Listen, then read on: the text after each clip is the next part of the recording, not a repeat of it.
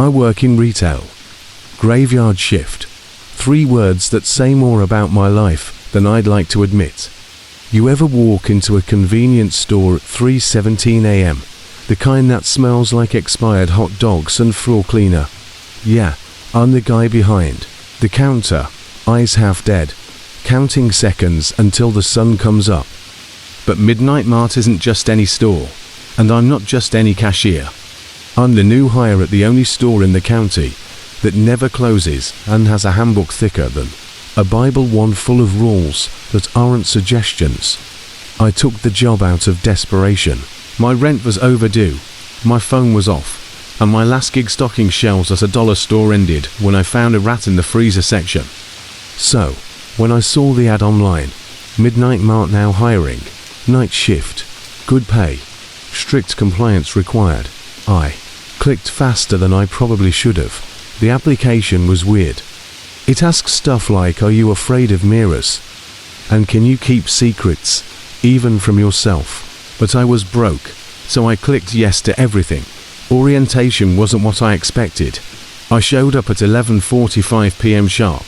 The parking lot was nearly empty, except for a red pickup truck and the van with all the windows blacked out. The store's sign flickered like it had a heartbeat inside. Everything looked normal at first, overhead lights buzzing, shelves neatly stocked, and the smell of burned coffee lingering in the air. But then I met Frankie. Frankie was the night supervisor, a guy in his 50s, skin like wax, and a voice that sounded like someone trying to remember how to speak human. He didn't shake my hand, just nodded, then handed me a black binder. Read it. Memorize it. You break a rule, you won't get a warning. You just won't come back. I laughed, thinking he was joking. He didn't laugh back. The binder was titled Midnite Mart Employee Handbook, Night Shift Edition. There were 13 rules listed on the first page, written in a bold, blocky font. Frankie made me read them out loud while he stood there, chewing on a toothpick that smelled like cloves.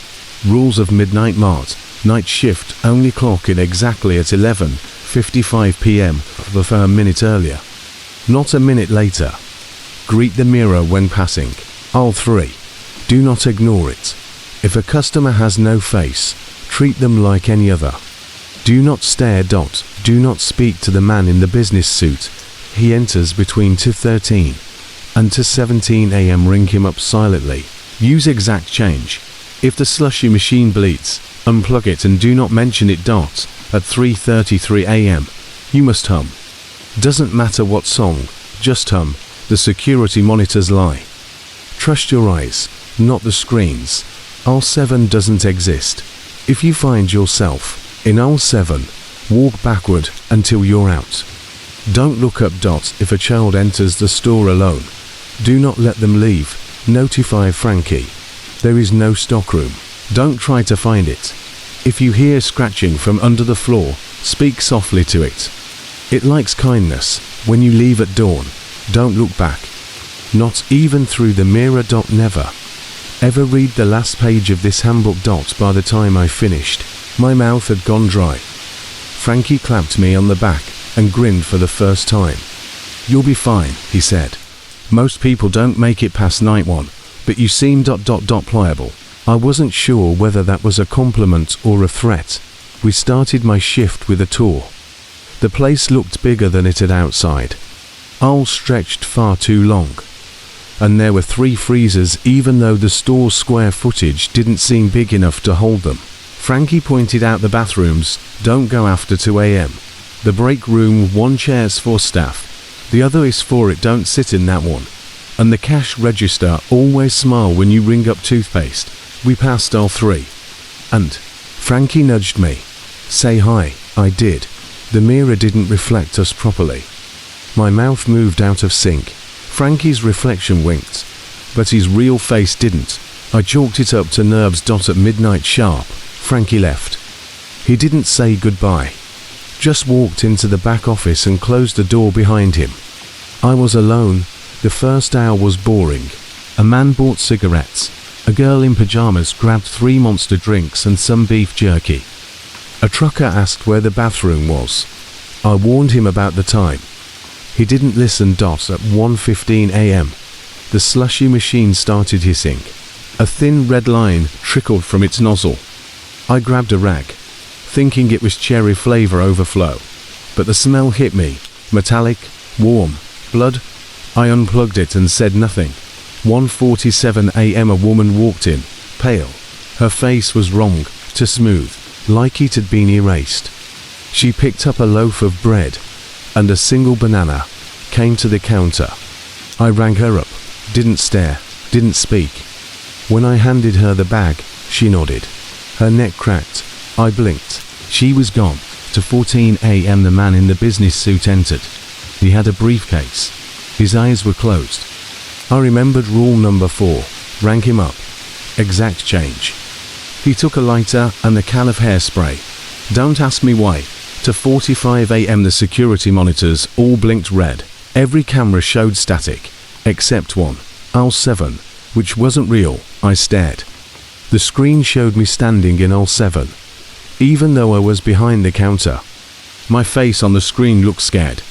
Then it looked up. I turned off the monitor. At 3 a.m. a child came in, alone, holding a stuffed rabbit with one missing eye. I remembered rule number 9. He didn't speak, just stared at the candy aisle. I called Frankie. He answered on the first ring.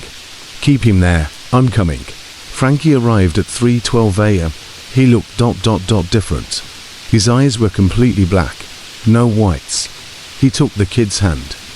The child followed him silently to the back office. The door closed. I didn't ask questions. 3:33 a.m. I hummed loudly. Frankie came back at 4 a.m. whistling. You're doing good, he said. Most don't make it past the mirror. I didn't ask what happened to the kid. I didn't want to know. At 4:27 a.m. the floor began to shake. A low scratching sound came from underneath. I remembered rule number 11. I knelt down and spoke softly. Hey there. Everything's okay. You're not alone. The scratching stopped. Frankie nodded approvingly. 5:50 a.m. or was almost done. I sat in the break room, sipping coffee that tasted like burnt cardboard. The second chair across from me creaked. It was occupied. I didn't look. 6 a.m. time to leave. I clocked out, walked to the door. I glanced at the mirror on aisle 3. Then I remembered rule number 12. I looked forward, never back. I made it to my car. The air outside felt thick, like jelly again. I started the engine. As I drove away, I saw something in my rearview mirror, a shape, in the store window, watching, tall, unmoving. I resisted the urge to glance back. When I got home, I opened the binder again, flipped through the pages. My hands moved on their own.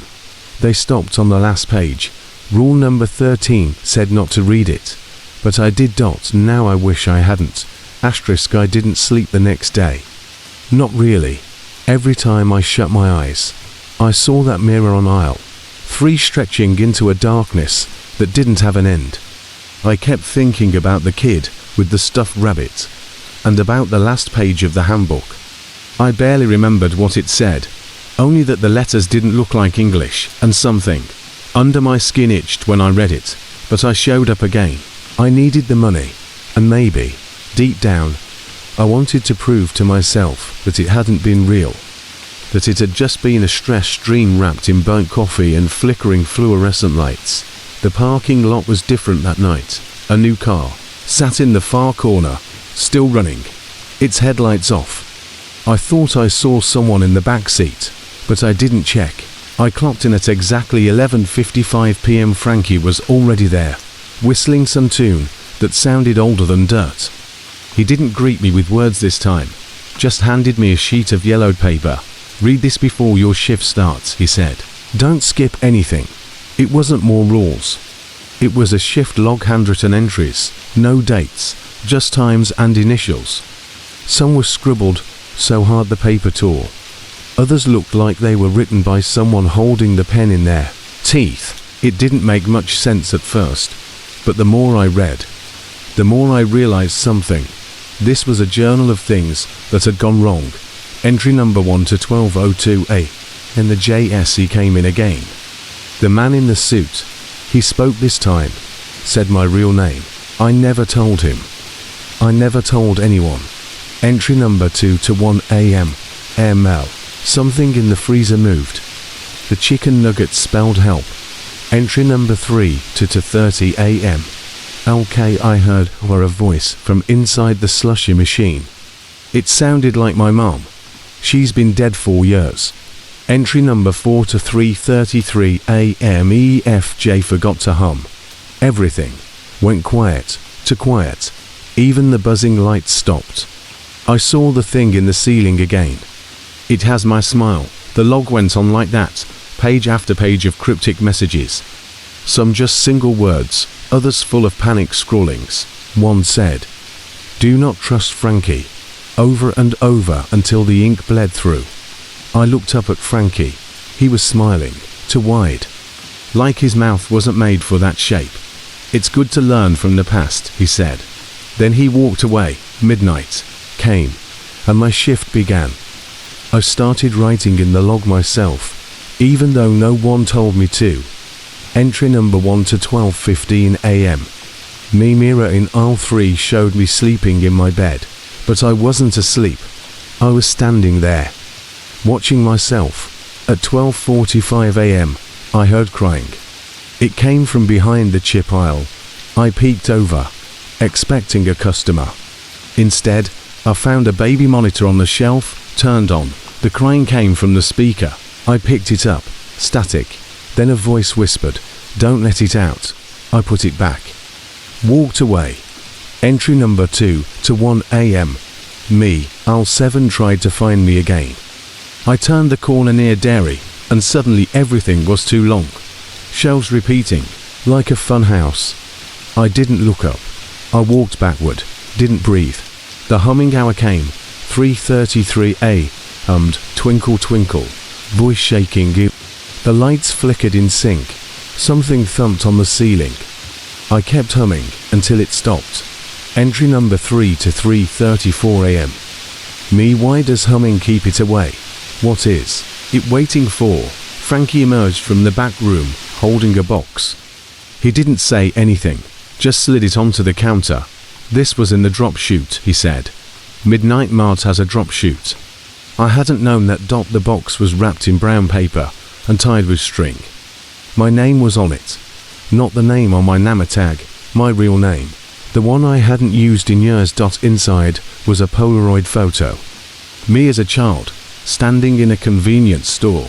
Not this one, but similar. Behind the counter was a man with no face. Entry number 4 to 3:50 AM. Me. Frankie knew my name before I told him. He knew about the photo. He knows more than he's saying. At 4:20 AM, the power went out. Everything went black. The emergency lights kicked on, painting the store in red and yellow shadows. The air felt like cold syrup. I stayed behind the counter, holding the handbook like it could protect me. Something moved in the aisles, not footsteps, dragging. Entry number 5 to 4:25 AM. Me, if I die here, someone find this. Read the rules, obey them, burn the last page. The dragging got closer. I pressed the silent alarm. It didn't work. I grabbed the old log and shoved it under the counter. Behind the loose panel, Frankie told me never to touch. I felt something grab my wrist from inside the gap. Not hard, just enough to let me know it was there. I whispered, "Please help." It let go. The lights came back on. The air snapped back to normal. The dragging sound vanished. Frankie stood in the doorway of the office, watching me. "They like you," he said. "You might even last a week." I didn't respond. Entry number 6 to 5 AM. Me. Frankie isn't human. But he's not the worst thing here either. I finished the shift. The mirror smiled again. This time, I smiled back. I don't know why. When I clocked out, I didn't look back. But I did take the log with me, because someone has to remember. Asterisk, I didn't sleep the day after my first shift. I couldn't. Every time I closed my eyes, I saw that face smooth, blank, like someone had wiped it clean with an eraser. Or worse, The hour that didn't exist. My body lay on the couch, twitching from caffeine and fear, while my mind tried to make sense of what had happened. Nothing did. I even tried calling a friend to talk it out, someone from my old job, but halfway through dialing, I stopped. What was I going to say? Hey man, ever seen a slushy machine bleed? Yeah, no. So I did the only thing that made sense. I showed up again. 11:55 p.m. Clocked in. Frankie was there, smiling like he hadn't escorted a faceless child into a Forbidden's office just 24 hours earlier. Glad you came back, he said. You've got potential. Not many last nights. He handed me something wrapped in brown paper. It was heavy. Your logbook. You're writing this every shift. Midnight entries only. If you miss one, you'll feel it. Feel what? I asked. He just tapped the side of his nose and walked away, disappearing behind the office door again. I unwrapped it slowly. The book was old, leather-bound, stained, and smelled faintly of mildew and something sweeter, almost like sugar. The pages were lined, but yellowed, and the first one had a simple inscription. Night 1, survived. Night 2, begin. Midnight came. I wrote, 12 a.m, still alive. Store quiet. Feels like the air is watching me. I put the pen down. Immediately, I felt it. A buzz in my fingertips, like static. The ink shimmered for a moment, then sank deeper into the paper, like it had been absorbed by skin. 12:13 a.m. Customer entered. He looked normal. That was the weird part. He wore a baseball cap, jeans, and a faded green hoodie. Grabbed a six-pack and a frozen burrito. Came up to the counter, smiled. Long night. He asked, always is, you see it yet? My stomach tightened. See what? He leaned in. His breath smelled like pine needles. The door. I froze. What door? He chuckled. You'll know. Then he paid and left, whistling something that didn't have a tune. I wrote in the logbook again. 12:20 a.m. Man referenced a door. Don't know if it was metaphorical or literal. Check later. 12:41 a.m. The candy aisle rearranged itself. I don't know how else to describe it. One moment, the sour gummies were in the middle. The next, they were in the freezer, and the chocolate bars were where the soup used to be. I didn't see it happen. It just was. I fixed what I could. Every time I touched a misplaced item, the shelves made a clicking sound, like they were unlocking or shifting. The walls seemed to breathe. I wrote again. 1 a.m. Store alive. Breathing walls. Aisles don't obey physics. 1:17 a.m. A knock at the front glass. 3 slow taps. I looked up. No one there. 3 more knocks. Louder. From the back of the store. There's no door back there. Only dry goods and the mop closet. I went to check. Nothing. Just an aisle filled with canned beans and water bottles. But then I heard it scratching. Not under the floor. This was behind the walls. I remembered rule number 11 and crouched. Hey, I whispered. It's okay. I'm here. You're not alone. The scratching paused. Then continued, softer, like it was moving away. When I returned to the front counter, the logbook was open. It had written itself. You are kind. It notices. I didn't touch my pen. I swear. 1:46 a.m. The monitors flickered again. This time, instead of aisle 7, they showed a door, a metal one, bolted shut. It had no place in the layout of the store. Behind the freezer aisle, maybe, but that section backed up against a concrete wall. The screen zoomed in on its own. On the door was a single painted symbol, an eye, upside down. I blinked. The screen returned to static. I checked behind the freezers. Nothing. Concrete wall, humming. Machinery, smell of thawing burritos. No door. But when I returned to the counter, the logbook had flipped pages again. Do not open. What does not knock? Do not knock on what is not open. 2:13 a.m. The man in the suit returned. Same suit, same briefcase. Eyes still closed. I rang him up. This time, he brought scissors and a single black glove. I gave him exact change. He bowed slightly before leaving. 2:47 a.m. the power blinked. Just a second. But in that second, I saw them, shapes, dozens of them, standing in the aisles, all staring at me, all frozen. When the lights came back, they were gone. Nothing on the monitors. Nothing on the floor. Except footprints, wet, leading toward aisle 7. I wrote frantically, 3 o'clock. M, not alone. Store full of watchers. Power outage equals brief visibility. Trace theory later. At 3:33 a.m. I hummed again. This time, the walls hummed back. 3:50 a.m. Frankie appeared. No sound, no warning. Just walked out of the break room holding a cup of coffee and a small, tattered notebook. Good job on the log, he said. Did you read it? He grinned. No need. It writes back. He sat at the counter beside me, flipped through his own little book. They're testing you, he said. Who? He didn't answer. Just sipped coffee. 4:22 a.m. a young woman entered. She looked normal to normal. Her eyes never blinked. She walked straight to the batteries, picked up one pack, and then started crying. Not weeping, crying blood. I didn't move. I didn't speak. I just rang her up. She mouthed the words, thank you, without sound and left. I wrote, 4:30 a.m. Customer bled tears. Grateful.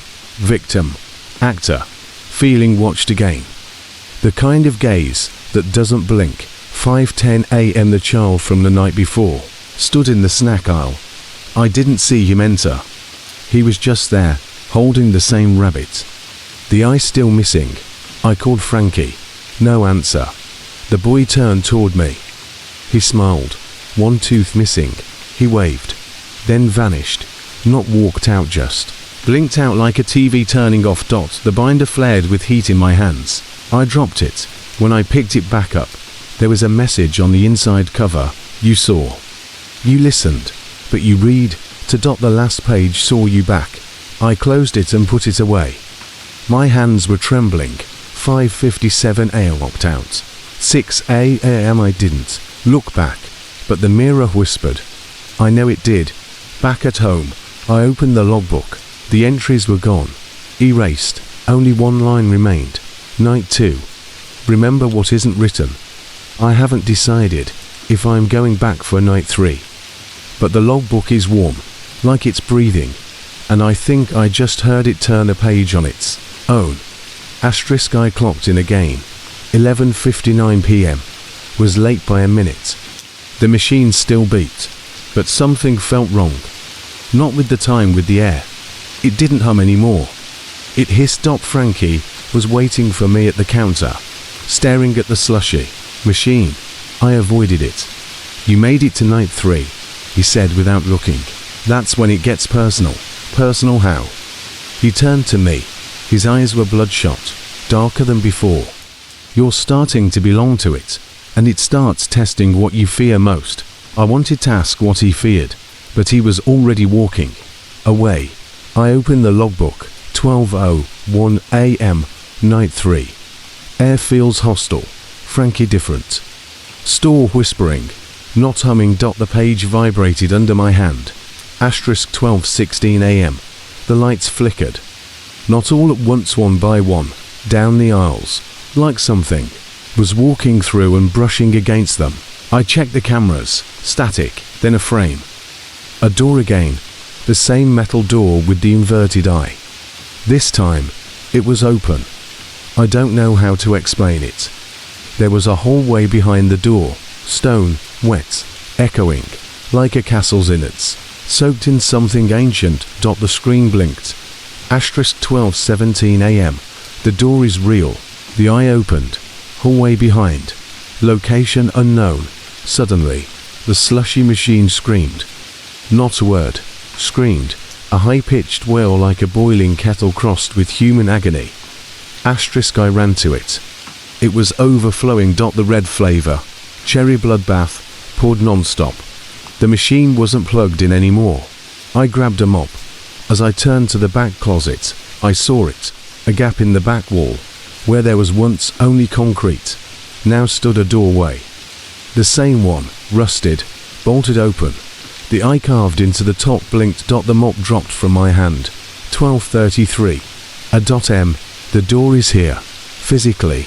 Where solid wall was. It wants to be noticed. I approached. Every rule in the handbook screamed not to, but I didn't knock. It was already open. Inside. The air was cold. Not like freezer cold, like underground.